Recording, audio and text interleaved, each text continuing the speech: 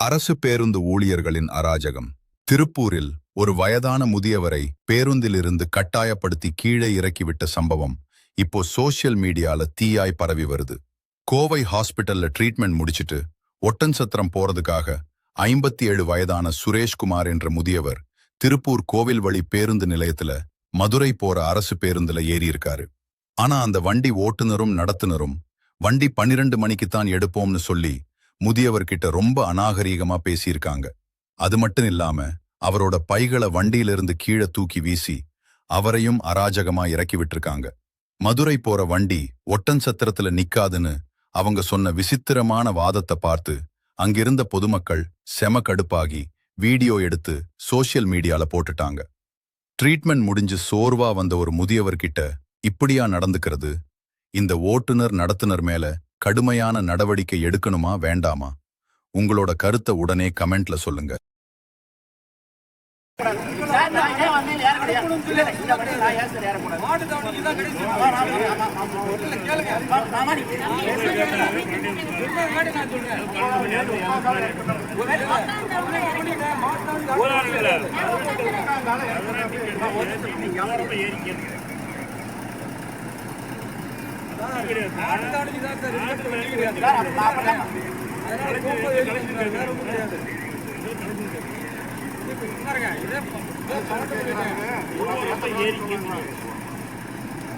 Collection பாக்குறதுக்காக நீங்க என்ன வேணாலும் பண்ணுவீங்களா?